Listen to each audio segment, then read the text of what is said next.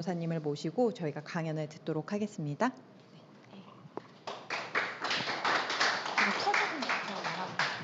말하면 되는 것 같은데 하시면 돼요. 네, 안녕하세요. 정진숙 변호사입니다. 소개를 너무 잘 해주셨네요. 그 유튜브로 미리 이런 세미나가 어떤 자리인가 궁금해서 한번 보기는 했는데 제가 봤을 때는 그렇게 참석하시는 분들이 많지 않으셨던 것 같은데 오늘은 이렇게 너무 참석을 많이 해주셔서 감사드리고 너무 좀 긴장이 되기도 합니다. 그래서 오늘 제가 말씀드릴 건 이제 중소기업의 투자 활성화 지속 성장을 위한 리걸테크를 어떻게 활용해서 지원을 할 수 있는가에 대한 세미나를 진행을 할 건데 소개는 이미 해주셨는데요. 다시 한번 말씀드리면은 일단은 제가 만난 기업은 1000개 이상의 스타트업 중소기업이 넘고요. 네, 그때 이제 500개라고 말씀해 주셨는데 1000개 이상이 넘습니다.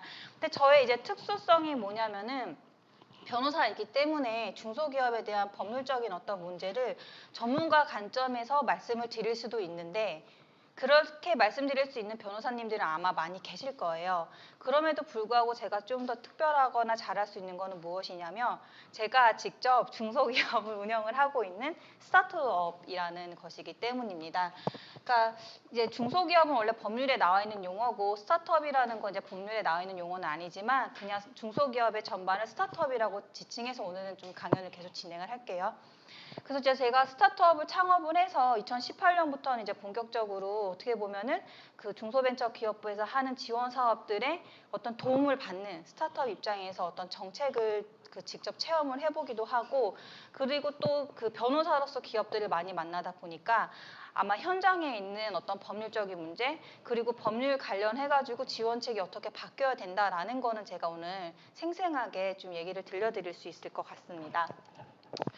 우선 초기 스타트업, 그러니까 제가 말씀드리는 기업들은 중소기업 중에서도 아마 좀 작은 단계에 있는 기업들을 주로 타겟을 대상으로 해서 말씀을 드릴 건데 초기 스타트업에게 법률이란 무엇인가 좀 생각을 해보니 이게 제가 변호사임에도 불구하고 기업을 막상 운영을 하면서 법률적인 문제를 처리하려고 하다 보면 진짜 귀찮아요.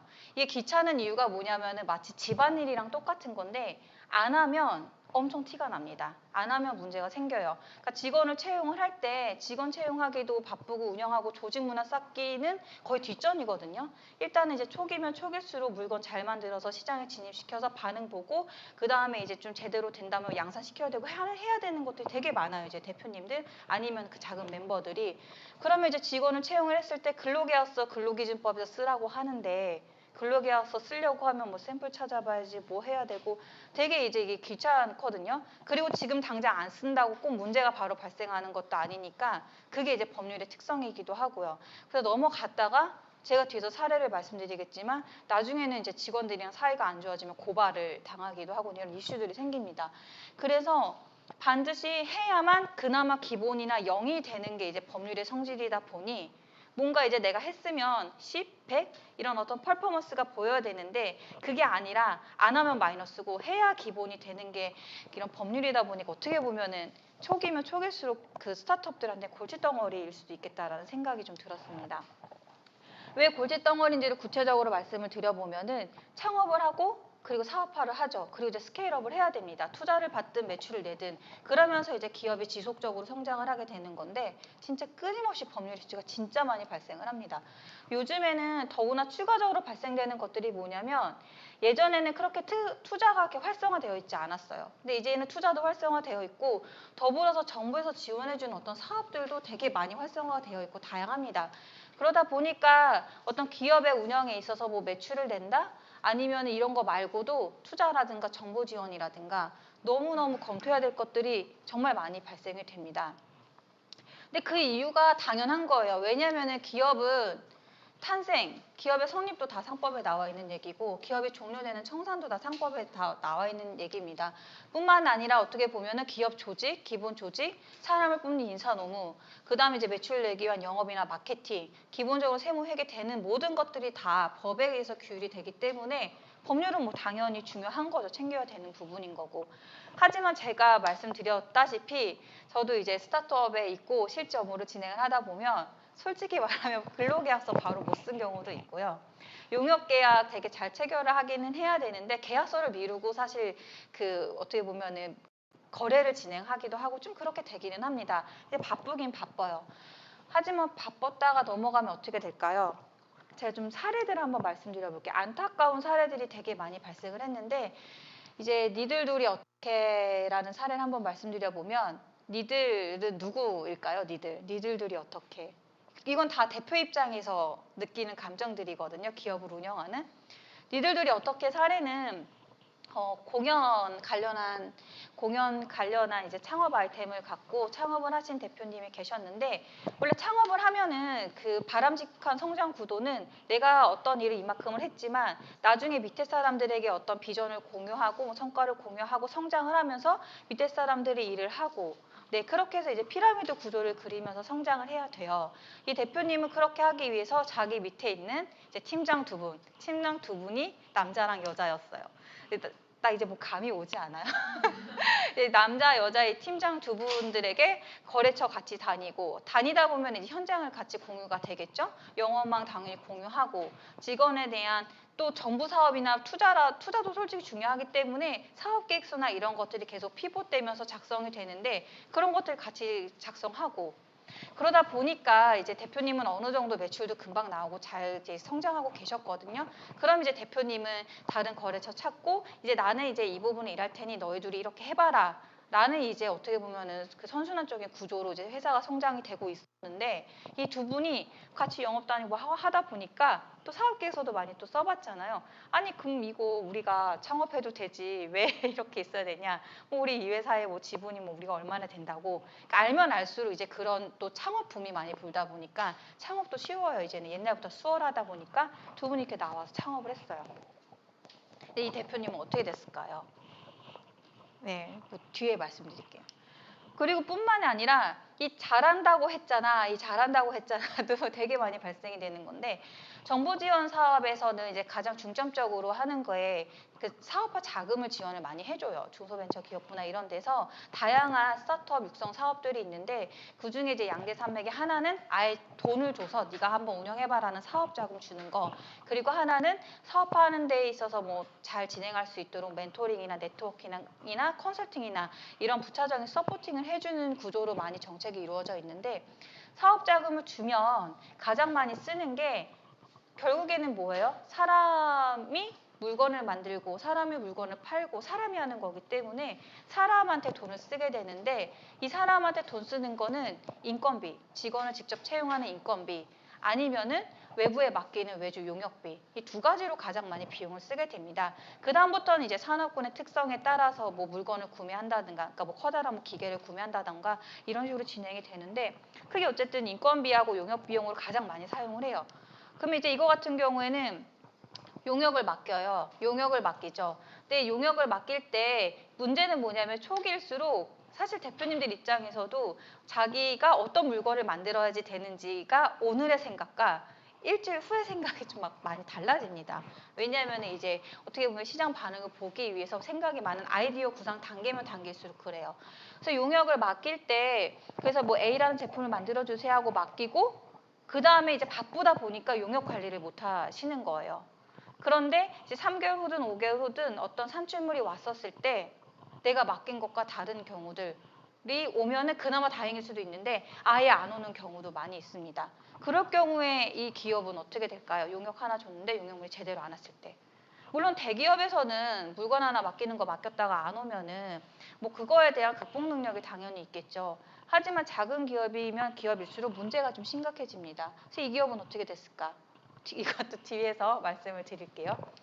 그리고 뿐만 아니라 요즘 창업이 많이 일어나다 보니까 같은 스타트업 대표님들끼리도 많이 문제가 발생을 합니다. 뭐 이런 거예요.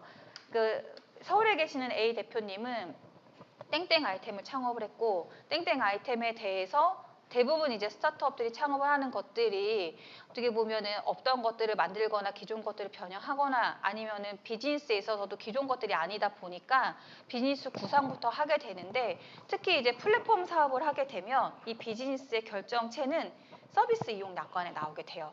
내가 이 서비스를 어떻게 운영하는 것 자체가 웹이나 앱을 통해서 운영을 할 때는 거기에 약관을 쓰게 되는 것들을 통해서 나오게 되는데 그래서 서비스 이용 약관은 어떻게 보면은 우리가 이 사업을 이렇게 운영하겠다라는 어떤 비즈니스의 기본적인 구조, 체계, 틀이라고 할 수 있습니다.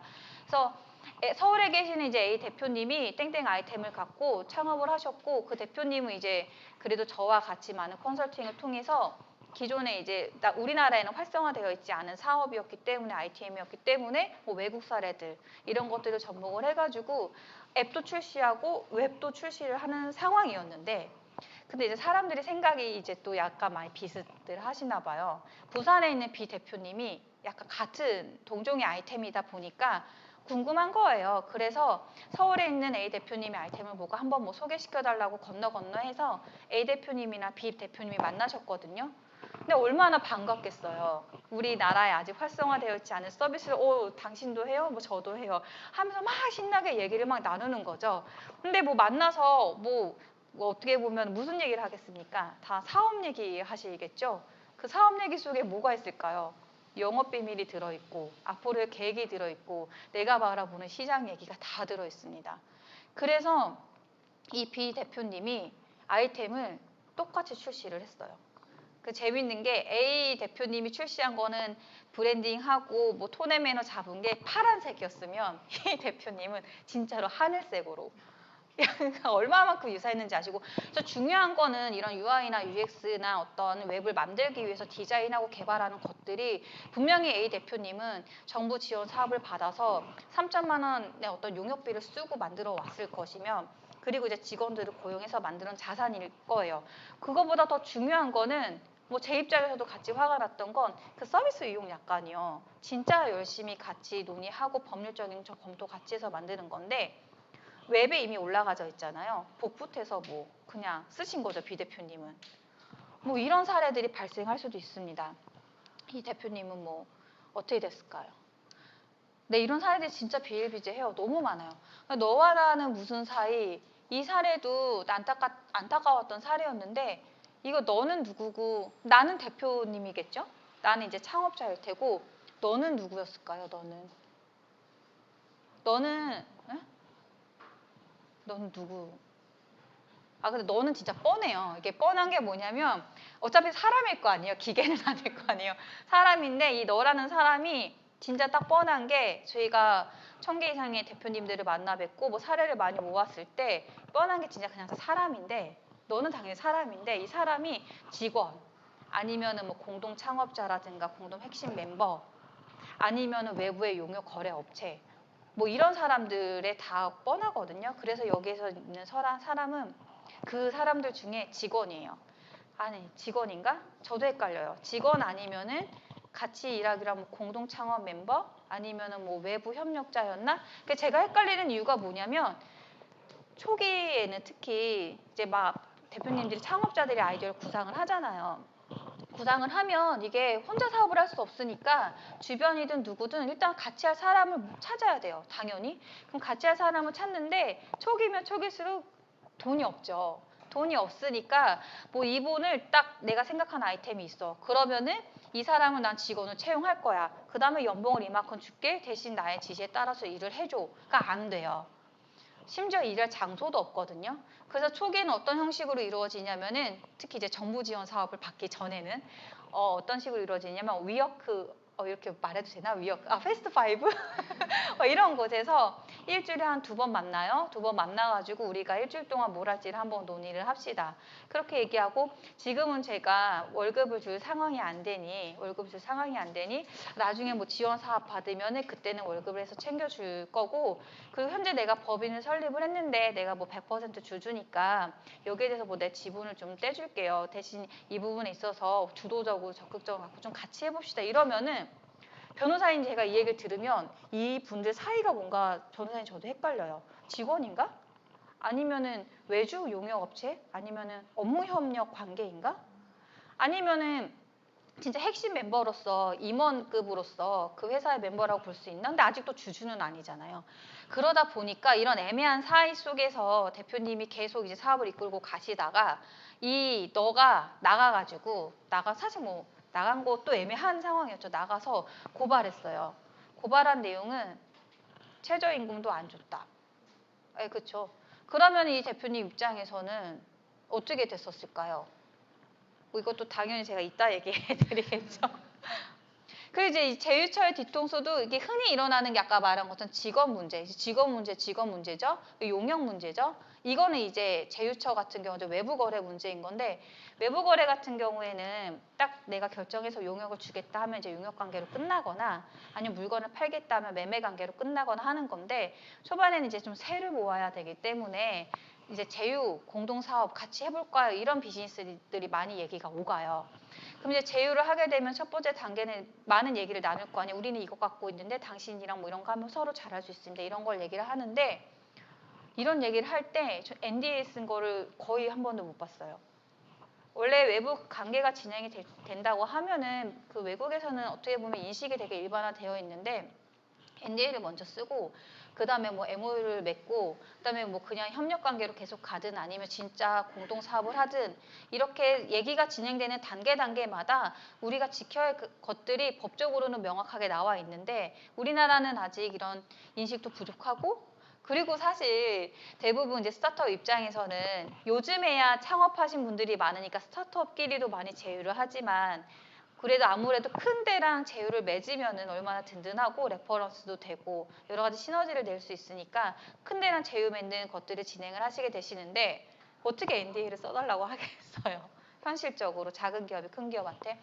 그래서 이 사례 같은 경우에는 본인의 시나리오를 제공을 했어요. 시나리오를 제공을 했고 이런 걸 한번 만들어 봐서 하고 싶다라고 했죠. 근데 이제 큰 기업 입장에서는 아유 뭐 이래갖고 뭐 안 되겠네 했거든요. 또 얼마 후에 상당히 비슷한 것을 가진 뭐 짧은 드라마가 나왔습니다.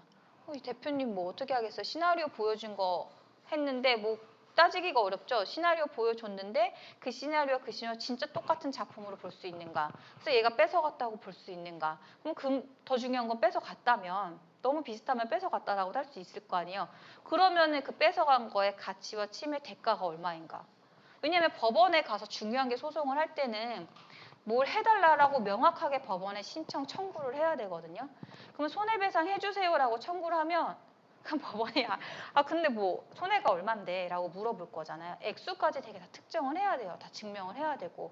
근데 이런 식으로 문제되는 이 아이디어 이런 것들은 글쎄요. 저도 뭐 100억, 200억 우리 회사의 아이디어 가치가 100억, 200억이라고 얘기하고 싶지만 그거는 명확한 증거와 자료에 따라서 해야 되는데 작은 기업이면 기업일수록 그 시장 규모도 명확하지도 않고 그 다음에 기존에 재무제표가 있어갖고 성장률이 있어갖고 나의 예상 매출이라든가 예상되는 손해 아니면 기존의 어떤 기준에 따른 손해들이 나와 있는 것도 아니고 되게 산정하기가 많이 어렵습니다.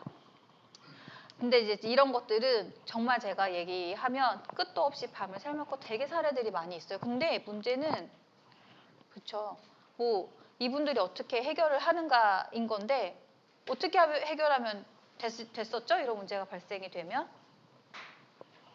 뭐 있잖아요. 앞에 변호사 찾아가서 상담하고 솔루션 받으시면 됩니다. 그죠? 큰 기업이면은 뭐 자문 변호사님도 계시고 법무팀도 있고 그래서 상담하고 솔루션 받고 그리고 더 중요한 거는 사전 예방 단계부터 다 철저히 리스크 체크하고 그렇게 진행을 하죠. 근데 작은 기업 입장에서는 어때요? 이거 하려면 그쵸? 돈 내야죠. 시간 들죠. 근데 이렇게 사업화를 해야 되는 초기일수록 아니면은 뭐 3년차, 5년차가 된다라고 하더라도 법무팀이 없고 하다 보면은 여기에 시간과 돈을 뺏긴다라는 거는 스타트업 입장에서는 어마어마한 리스크를 의미를 합니다.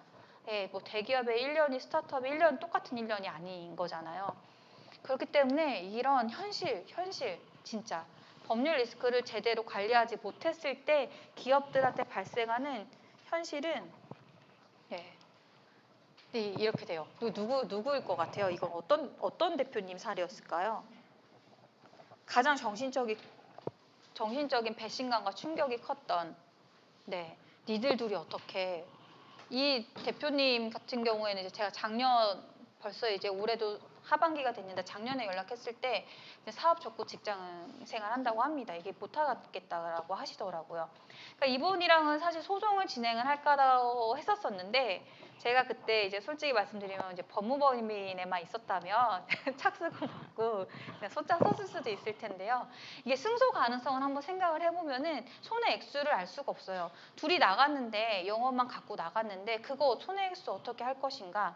근데 이 대표님 같은 경우에 만약에 그 근로계약서를 쓰실 때 입사자 서약서라는 거를 쓰시면서 비밀 유지, 그러니까 직원들에 대한 시스템이 없으면 없을수록 그냥 작은 문서 하나를 통해서 직원들이 해야 될 것들의 중요한 의무들, 뭐 비밀을 유지를 해라는 거 중요한 비밀, 그 다음에 이제 경쟁 업체에 가는 거를 뭐 1년이든 2년이든 조심해 달라. 그 다음에 겸업, 요즘에 겸업이요. 겸업도 되게 많이 있는데 이거 업무에 지장을 줄 만큼 하지 말아라. 선언적인 것들일 수도 있지만 이런 것들을 한번 근로계약을 체결을 하면서 문서 하나 더 하면서 그때 서명을 받으면서 이런 것들이 있어요라고 얘기하면 작은 기업일수록 이거는 교육이자 회사의 시스템 체계 의미로서 또 활용이 될 수도 있습니다. 근데 이런 것들을 쓰지 않으셨고요. 더 중요한 건 뭐냐면 이런 문서 쓸 때 중요한 내용이 특히 이제 영업비밀이라든가 아니면 명예훼손이라든가 이런 것처럼 손해를 특정하기 어려운 사안에 대해서는 위약금이라든가 위약벌이라든가 단순히 손해배상이 아니라요. 이러한 규정들을 썼으면은 그냥 너네 나갔지? 나가가지고 나의 영업비밀 침해했네? 누설했네? 또 경쟁업체 경업까지 하는 거잖아. 그러면은 거기에 뭐 위약벌로 뭐 1억 원을 청구한다. 아니면 니네가 갖고 있던 연봉의 2배 이상을 청구한다라는 규정이 있으면 사실 그냥 바로 그거 소장 쓸 수 있었던 사안이었거든요. 이제 그런 것들이 안 되는 게 문제였었고, 네, 이 대표님은 딱 직원이니까 알겠네요. 너와 나는 무슨 사이에 그 대표님이셨는데 그 전 직원이 고발뿐만 아니라 그 예를 들어 금액이 뭐 제가 정확하게 이제는 기억이 좀 잘 안 나는데 한 400만 원 돈의 이제 임금이었다라고 친다면 최저 임금 넘는 어떤 평균의 어떤 그 직종에 따라 가지고 이제 매겨 가지고 청구를 했을 거 아니에요, 내용 증명을. 그래서 약 400만 원 돈이었는데 그거의 2배를 달라라고 위로금으로 달라라고 하면서 그렇지 않으면 스타트업 업계에 소문을 내겠다. 이렇게 내용 증명이 왔었어요. 그러니까 이제 이 대표님 입장에서는 이게 소문이 나면은 나도 할 말은 많기는 하고 억울한 점은 많은데 내 입장에서도 그 사람이 뭐 9 to 6로 계속 이렇게 출근해서 일했던 것도 아니었고 애매하다 보니까 업무 성과물이 명확하게 있었던 것도 아니었고 그러다 보니까 할 말은 많지만 지금 이 시점에서 이런 거를 클레임을 다투는데 시간을 쓰는 게 일단은 어떻게 보면은 나의 800만 원보다는 더 돈이 드는 일이었었고 소문 나는 것도 무섭고 하다 보니까 이제 주고 끝냈죠. 위로금 그냥 주고 끝냈습니다. 네, 이거는 아까 그 제휴처 사안에 대해서 그래도 이 대표님은 아직 소송을 진행하려고 하지만 글쎄요, 제가 보기에는 어떻게 될지 모르겠어요. 그리고 네, 이거 용역 같은 경우에도 용역 대부분 이제 사업비 받아가지고 500만 원, 1000만 원 이렇게 집행을 하시는데 대표님들이 창업팀에서 그냥 뭐 이 부분도 이거 하느니 내가 지금 해야 될 것들이 많다 보니 결국 이게 포기하는 사례들이 되게 많이 있다라는 거예요. 이게 현실이에요. 네. 초기 기업의 리스크 같은 경우에는 뭐 이런 다양한 이슈들이 생길 수도 있는데 이런 선언적인 것뿐만 아니라 중요한 건 뭐냐면 기업이 이제 끝날 수도 있다라는 게 이제 문제점이라는 것들인 거죠. 그냥 대응을 안 하게 되고 그냥 포기하고 넘어가거나 그렇게 됐을 때 이유는 이제 이렇게 왜냐하면 이제 작은 기업이니까 막 흔들리는 거죠. 아이고 유튜브 영상이 되고 있는데 이제 PT가 잠시 실수가 있었습니다. 이렇게 막 흔들려요, 큰 배. 여기에 타이타닉호처럼 아주 큰 배면은 이런 리스크들이 막 왔었을 때 안정적으로 운영이 될 수 있는데 작은 기업이기 때문에 이래요. 현실은 이렇습니다. 실질은 이렇고요. 그러면은 우리가 중소기업에서 법률 관련한 지원한 정책은 도대체 어떻게 진행이 되고 있는가? 지원이 이게 쓴소리 하기가 좀 애매하긴 한데 지원이 제대로 되고 있었으면은 이런 사례가 없었겠죠. 지원이 제대로 안 되고 있는 부분들이 있습니다. 그래서 제가 이제 현실에서 느꼈던 거 변호사로서 그리고 스타트업으로서 느꼈던 것들에 대한 개선 방안을 좀 말씀드리려고 하는데 아주 심플해요. 리거테크 산업을 활용해야 된다라는 겁니다. 한번 구체적으로 보실게요. 이제 중소기업에 대한 스타트업에 대한 법률 지원 정책은 어떻게 이루어지고 있냐면 인식이 되게 낮습니다. 그러다 보니까 태도가 소극적일 수밖에 없어요. 이게 법률의 성격 때문일 수도 있어요. 아까 말한 것처럼 안 하면 땅이 파이는 것처럼 막 파이지만 그렇다고 한다고 해서 이게 뭐 5되고 10되고 눈에 보이는 KPI 성과지표가 막 나오는 게 아니니까 현실적으로 정책을 수립을 할 때도 뭔가 마케팅 지원, 그 다음에 마케팅 지원하는 거 아니면 진짜 인력 고용, 맨날 물어보는 게 고용 창출, 뭐 매출, 뭐 이런 부분들인 거거든요.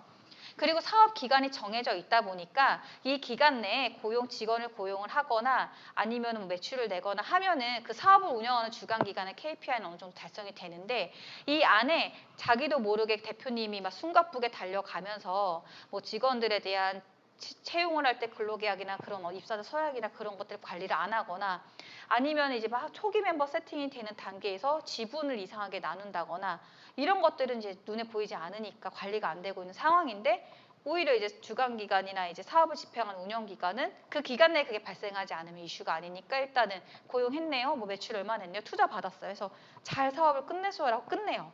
근데 이 기업은 그렇게 이렇게 굴러가다가 꼭 망할 때 아니면 잘 될 때 문제들이 발생이 되는 거거든요. 문제들이 터지고. 아까 그 여자 대표님 같은 경우에도 그 남자 여자 팀장 두 분이 같이 다니다가 사업이 잘 될 것 같은 걸 느꼈으니까 나가서 창업을 하신 걸 거 아니에요. 그러니까 그럴 때 이게 문제가 된다라는 것들이에요. 이제 그렇게 소극적으로 진행이 되고 있는데 소극적인 형태들이 이런 것들이에요. 스타트업이 먼저 요청을 하면 멘토링은 해주세요. 변호사를 만나게 해준다거나 멘토링을 해주고 사안이 뭐 어떠한 소송으로 가야 된다 하면은 뭐 1차적인 어떤 컨설팅까지도 제공을 해주는데 글쎄요 스타트업이 먼저 요청을 해야 된다? 이 전제부터가 잘못이 된 거죠. 스타트업이 어떻게 먼저 요청을 해요? 뭐를 알고? 저는 변호사니까 알고 그렇게 관리를 했던 거였고 심지어 변호사지만 바쁘면은 미스하고 알지만 넘어가고 뭐 그랬던 것들이 있는데 어떻게 먼저 요청을 하는 것 자체로 이렇게 정책이 되어 있는가에 대한 거는 법률에 대한 어떤 인사이트나 인식이나 생각이나 이런 고찰이 좀 부족했다라는 겁니다. 그리고 이제 두 번째로는 제가 가장 많이 했던 활동들 강의요. 법률 강의가 진행이 되죠. 근데 법률 강의가 진행이 되면은 강의하면서 제가 되게 어려웠던 게 뭐냐면 법률은 아까 말씀드린 것처럼 기업의 시작부터 끝까지 끝나고 난 어떻게 보면은 후속적인 뭐 청산이든지 뭐 이런 부분까지 아니면 고소당할 수도 있고 고발당할 수도 있거든요. 기업이 끝나고 나면은 뭐 그런 것까지 다 연관이 되어 있는 건데 스타트업 대표님들한테 이제 강의를 나갈 때 어떤 부분을 어떻게 알려드려야 되는가가 너무 불호돼요. 너무 광범위해요. 그리고 강의를 오시면은 지원 사업 자체에서는 또 현실적으로 운영기간과 주간기간이나 이런 분들은 저도 다 이해를 해요. 왜냐하면은 그 지원금을 받아서 사업을 운영하시면은 성과가 있어야 되니까 강의라는 어떤 프로그램을 했다라고 하면 참석률 중요하죠. 참석률이 중요해요.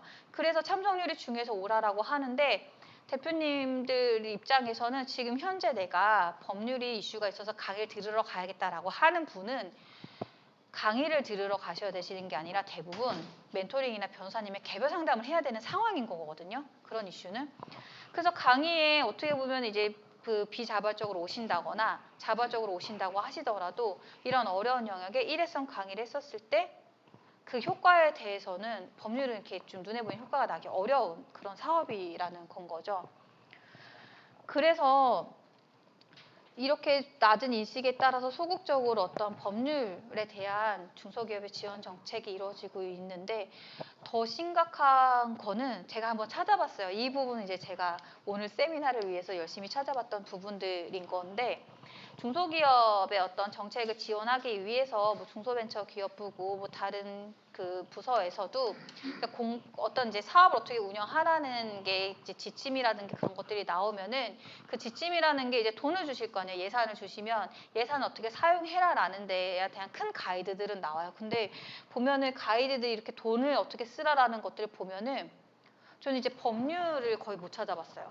법률에 대해서 어떻게 지원을 해라라는 것들을 못 찾아봤어요. 이거 보면은 멘토링 교육 네트워킹 이거 운영하기 되게 쉬운 수월한 거예요. 상대적으로 요청이 있으면 진행을 해드리면 되는 부분인 거고, 그리고 마케팅, 인증, 재무회계는 당연히 사업하면 눈에 보이게 발생하고 해야 되는 이슈니까 당연히 있어야 되는 그런 것들인 거죠. 그리고 뭐 지자권 보호 이런 부분들도 특허라든지 이런 것도 어떻게 보면 눈에 보이는 KPI를 활용하기 쉬워요. 그러다 보니까 이제 이런 식으로 많이 정책 사업의 구조, 어떤 가이드, 지침들이 나와 있는데, 그러니까 법률이 없어요. 네, 법률이 없어요. 그래서 제가 어떻게 보면 이제 법률적으로 이런 리스크들이 있다, 내가 현장에서 봤는데 이런 식으로 해서 뭐 좀 도입을 해야 된다라는 제안들을 하면 이렇게 규정이 되어 있기 때문에 이거를 뭐 도입하기 어렵다라고 하면 내년으로 넘어가는 거죠. 근데 또 내년으로 넘어가려면 뭐 3월, 4월부터 준비해야지 되는 건 거죠. 그러면은 뭐 가을에 가서 얘기하면 후년으로 가는 건가요, 이거는? 그러니까 이런 식으로 정책이 이런 게 큰 가이드들이 내려와 있지 않으면 운영하는 데 있어서도 이렇게 얘기를 할 수도 있고 할 수밖에 없을 수도 있고, 그러다 보면은 이제 뭐 법률에 대한 실질적인 효율성이 있는 어떤 정책은 진행이 안 되는 거죠. 네, 이게 명확하게 없어요. 그래서 현재 이렇게 소극적이고 낮은 인식, 법률에 대한 특성에 대한 이해부터 좀 명확했어야 되는데 그거에 대한 이해가 낮은 상황에서 어떻게 보면 눈에 보이는 KPI를 바로 낼 수 있는, 사업을 내가 운영하는 기간 동안에만 해야 된다라는 지속적인 것들의 관리도 되어 있지 않은 그런 정책들이 현재 이루어지고 있는 상황에서, 만약에 이제 중소기업의 법률에 대한 지원 정책들이 이렇게 개선을 한다라고 한다면 제가 계속 말씀드린 것처럼 법률의 어떤 특수성을 먼저 고찰을 하고 이해를 하셔야 되는 거예요. 그리고 초기 스타트업들하고 영세 상인들이 결국에는 어떠한 법률에 대한 인식을 갖고 있는가도 좀 심각하게 한번 연구하고 고려하고 고찰을 해보셔야 된다는 건데, 뭐 이런 거예요. 되게 심플해요. 이 사례 대표적으로 보면 용역대금 1,000만 원 용역을 수행했어요. 뭐 1,000만 원의 미수급이 발생해서 상대방이 안 줘요. 이거는 뭐 스타트업뿐만 아니라 뭐 영세 소상공인들 이제 많이 발생하는 사례들이거든요. 그러면 이거 회수하려고 하면 어떻게 해야 될까요? 뭐 법무팀 있으면은 뭐 내용 증명 바로 보내 뭐 해가지고 진행하시면 되겠죠. 근데 이제 없습니다. 법무팀이 없으면 이제 검색하죠. 구글이든 네이버든 검색을 합니다. 그러면 제가 한번 이렇게 검색해서 쳐봤더니 정보가 되게 많이 나와 있어요. 제가 변호사가 아니었으면 이것을 어떻게 해야 될지 어려웠을 것 같아요. 변호사 사무실을 가잖아요. 그러면 이제 변호사님들이 이제 비용 받으셔야 되죠. 착수금 같은 경우에. 그럼 나 이제 1,000만 원 회수하려고 하는데 착수금이 500만 원이야. 그러면 이제 이거 어떻게 진행하시겠어요? 그냥 애매합니다. 차라리 1억짜리, 2억짜리면은 변호사님한테 맡기셔도 되시는데, 이제 영세상인이나 작은 기업들이나 하는 거래 규모가 작고 뭐 하다 보면은 이게 되게 난해하고 애매한, 결국 포기, 뭐 이런 사례로 가는 것들이 법률 서비스의 특수성이에요. 보면 일단 정보가 부족하고 비용이 많이 발생하고 이 불편함은 뭘 해야 될지 모르는 것들, 다 이 두 가지 때문에 발생하는 것들입니다. 그래서 포기할 거는 포기하고 큰 금액이 아니면 포기하는 사례들이 되게 많이 발생하고, 여기에 더해서 창업 초기 소상공인일수록, 그쵸, 아 나 바쁜데 무슨 벌써부터 법률이야. 법률은 아까 말한 것처럼 청소 안 하는 것과 같아서 안 하면 이제 나중에 쌓이고 쌓여서 티가 나는 것들이잖아요. 그러니까 무슨 내가 지금 보기에 현재 우리 집 깨끗한데 뭐 무슨 벌써부터 법률 이렇게 생각을 하시죠. 그리고 또 요새는 그래도 좀 인식들이 그나마 많은 교육이나 이런 것들이 이루어지면서 좀 괜찮아지셔서 법률적인 것들이 뭔가 문제가 있을 것 같아라고 생각을 하시지만 뭘 해야 될지 이제 막막한 겁니다. 뭘 해야 될지 막막해요. 제가 엊그저께 바로 이제 상담을 받은 사례 자체도 이 대표님이 하시는 질문이, 저는 제조업에 관련한 그 이제 아이템을 구상을 하고 있는데 제조업 관련해서 거래를 할 때 좀 조심해야 될 것들도 궁금하고요. 지금 아이디어가 이만큼인데 이거를 뭐 특허를 해야 되는지도 궁금하고요. 이 궁금증을 저에게 주시는데, 그런 궁금증을 받으면 변호사 입장에서는 뭐 어떻게 해요? 컨설팅 같이 일주일 이상 해야 되는 거예요. 이 얘기가 뭐냐면, 대표님 같은 경우에 무슨 벌써부터 법률 하는 것뿐만 아니라 뭔가 법률적인 거를 관리해야지라고 한다고 하더라도 그냥 뭘 해야 될지 약간 막막하다라는 겁니다.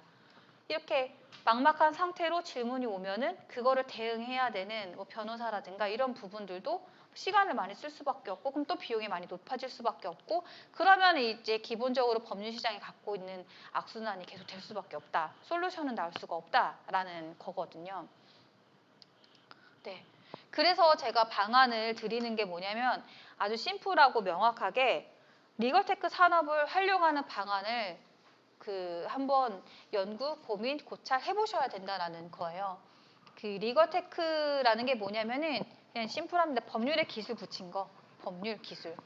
그래서 요즘에 뭐 AI나 빅데이터, 블록체인 이런 다양한 어떤 이런 기술들을 법률 서비스, 전통적인 법률 서비스였던 송무, 소송, 그리고 자문 이런 거에 대해서 적용되는 것뿐만이 아니라 그 다음에 뭐 법무사나 노무사나 이런 분들이 했던 유사법률 시장이라든가 이것들이 어떻게 보면은 기업에 있어서 법무팀 아니면 또 교육 이런 식으로 다양한 분야까지 확대가 되고 있는 산업 분야인 거고 이 산업 분야의 특징은 뭐냐면은 기존에 법률 서비스 비용이 높고 진입장벽이 높았던 이유는 변호사님들이 일을 하셔야 되시잖아요. 일을 하실 때 사람을 만나면 상담을 받아요. 상담을 받고 그다음에 돌아가서 이제 페이퍼를 쓰고 절대적으로 걸리는 그런 시간들이 있는데 이 시간들이 결국 다 비용입니다. 변호사님 입장에서는.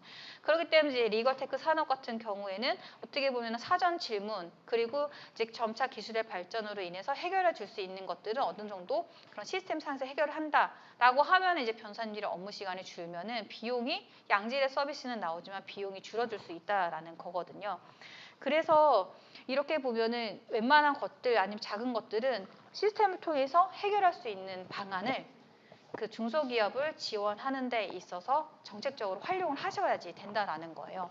그래서 적용 사례를 한번 보여드리면은 이건 제가 실제로 만들어 본 건데 이게 뭐냐면은 첫 번째 이런 중소기업의 특수성이 뭘 해야 되는지 모른다라는 것들을 내가 앞에다가 어떤 대표님 기업 창업가를 앉혀놓고 막 계속 1부터 10까지 다 하게 되면은 시간과 비용이 많이 들잖아요. 시간과 비용이 많이 들기 때문에 뭘 해야 될지를 알려주는 것들을 그냥 이렇게 시스템화 시켜요. 시스템화 시키면은 이런 뭘 해야 될지 알려주는 것들 그리고 현재 리스크가 있는 것들에 대해서는 시스템을 통해서 이렇게 나와요. 이렇게 나왔을 때 어느 정도 시스템에 한계가 있다라는 부분은 이 수준을 가지고 뭐 그 다음에 뭐 변호사님을 만난다거나 아니면은 이 수준을 가지고 또 다른 뭐 구체적인 거로 진행을 한다던가 하면은 시간과 비용을 절약을 할 수도 있는 부분뿐만이 아니라 많은 기업들이 활용을 할 수 있는 거죠. 아주 유용하게 활용이 될 수 있는 건 거죠.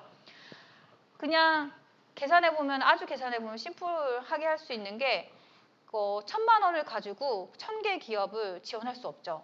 만약에 하나 기업을 지원하는 데 있어서 1,000만 원을 가지고 1,000개 기업을 지원을 하려면 한 기업당 1원씩 들어가야지 되는 건 건데 법률 서비스 비용이 1원 가지고는 될 수 없으니까 그러면은 정통적인 법률 시장의 어떤 거를 활용해서 정책을 운영하려면 100만 원 들어야 되니 1,000만 원의 사업비 갖고는 100만 원, 그럼 10개 기업밖에 지원이 안 되는 건데 이런 것들을 활용을 하게 되면은 많은 1,000개 이상의 기업들에게 지원을 해줄 수가 있게 되고 그 다음에 이제 많은 변호사님들이 투입이 됐을 때도 어떻게 보면 이제 사전적인 것들에 대해서 어떻게 어느 정도 이제 뭐 분석이 되어 있다든가 퀄리피케이션 된 것들이 나와 있기 때문에 변호사님들이 투입이 되더라도 시간이 주니까 비용이 줄고 그 줄어든 시간만큼 변호사님들도 많은 기업들을 만나가지고 혜택을 줄 수 있고 그래서 결국에는 기술이 많이 발전을 하고 있는 상황에서는 기술을 활용을 해야 된다라는 거고 이런 테크의 활용은 결국 이제 언택트 시대에도 걸맞는 부분이 되는 거고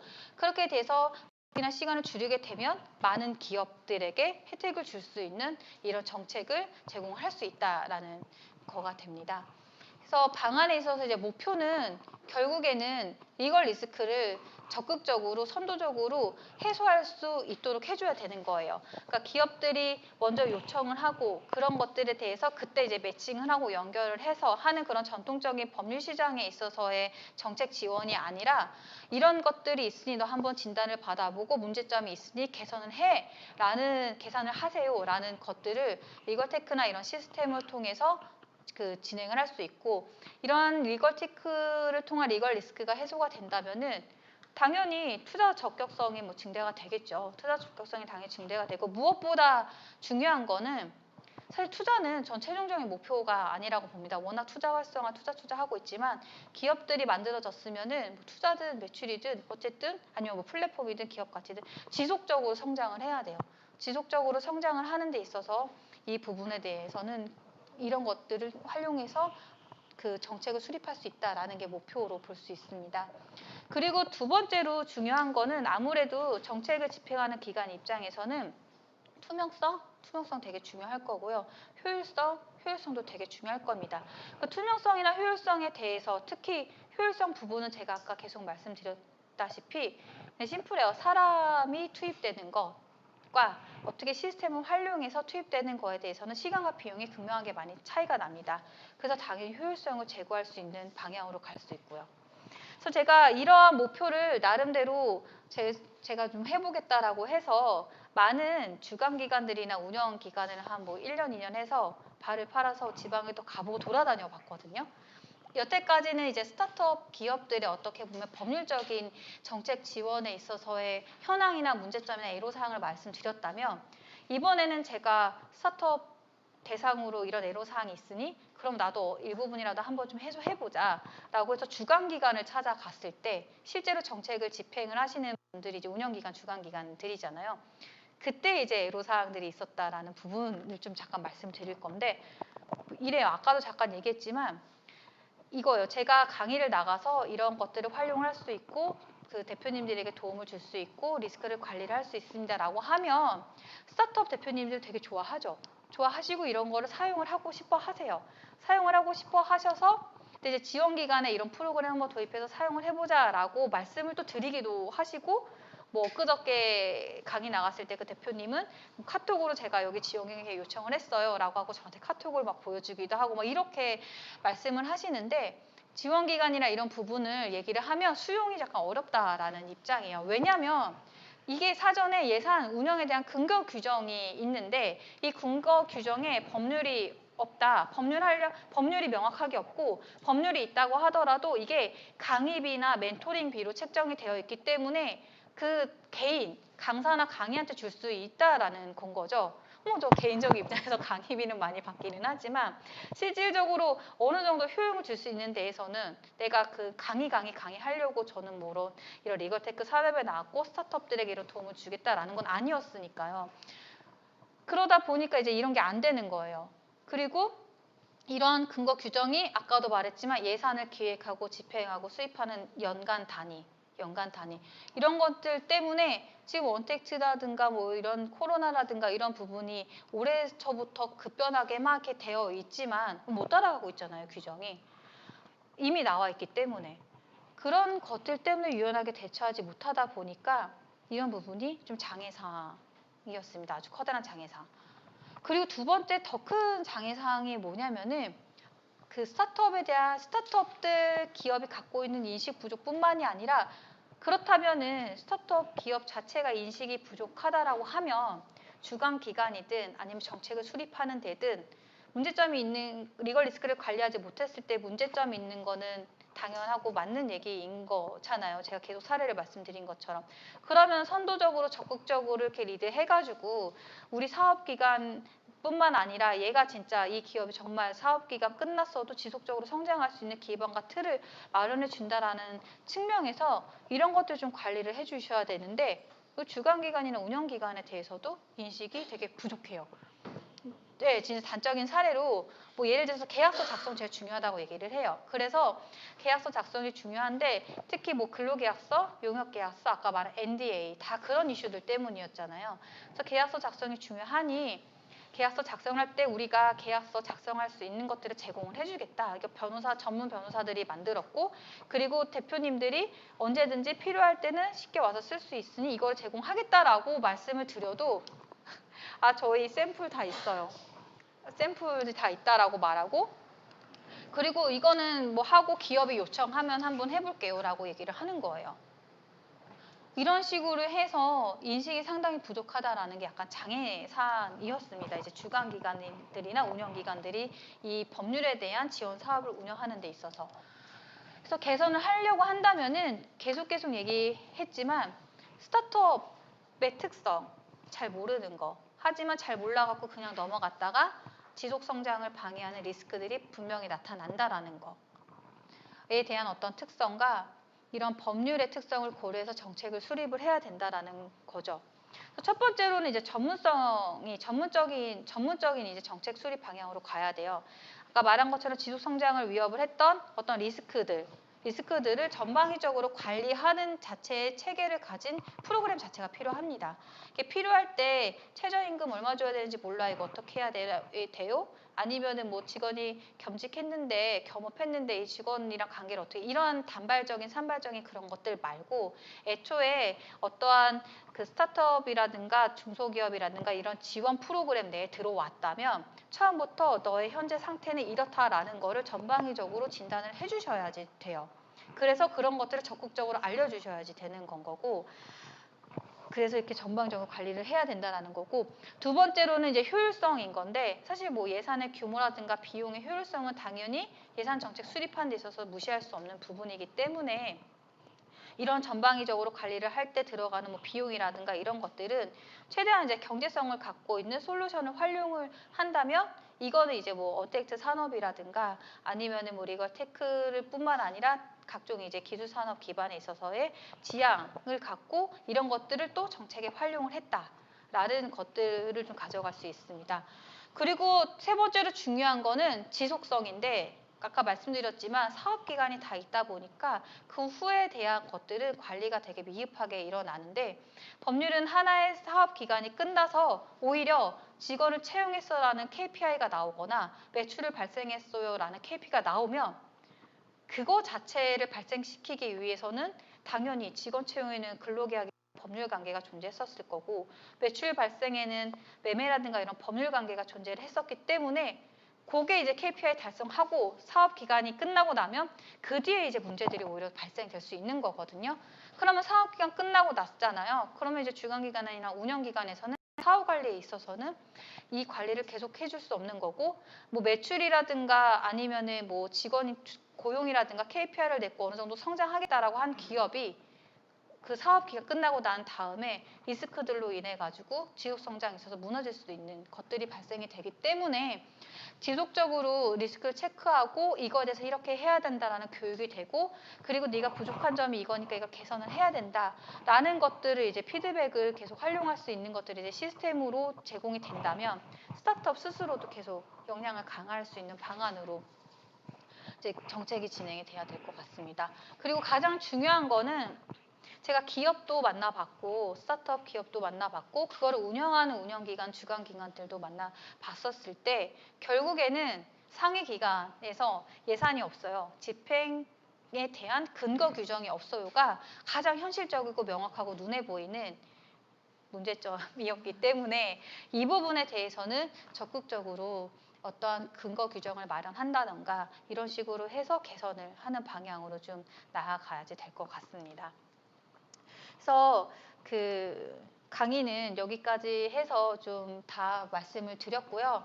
핵심은 이런 거예요. 제가 밤새도록 스타트업 대표님들이 어떠한 어려움을 겪었는지를 뭐 다 말씀을 드릴 수 있고 대표적인 예시 사례들만 말씀을 드렸는데 그 사례 속에는 법률이라는 어려움, 난해성, 특수성 때문에 제때 제대로 준비하지 못했던 것들 때문에 안타깝게 이게 상품이 좋은데도 무너질 수 있고 시장을 좋아하는데도 무너질 수 있는 그런 안타까운 사례들이 발생이 된다라고 봤을 때 그러면은 이런 것들을 지원해 줄 수 있는 지원기관은 어떻냐? 지원기관조차도 근거 규정이 없다라는 상위기관 이제 핑계 상위기관의 얘기를 하고요. 그 다음에 이 부분에 대해서도 눈에 보이는 사업기관 내에서의 눈에 보이는 KPI나 이런 부분들 때문에 인식이라든지 당장 해야 되는 어떠한 그런 적극성이 좀 부족할 수 있던 장애사항이 있었습니다.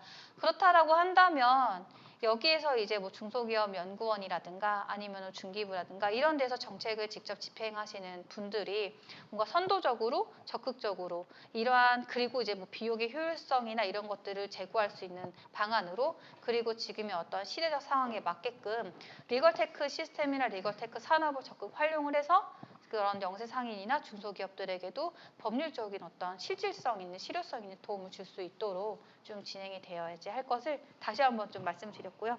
강의는 오늘 여기까지 해서 좀 마치도록 하겠습니다. 네, 감사합니다. 네.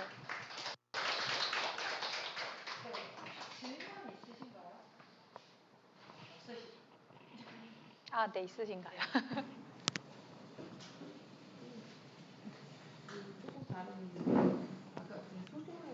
네네.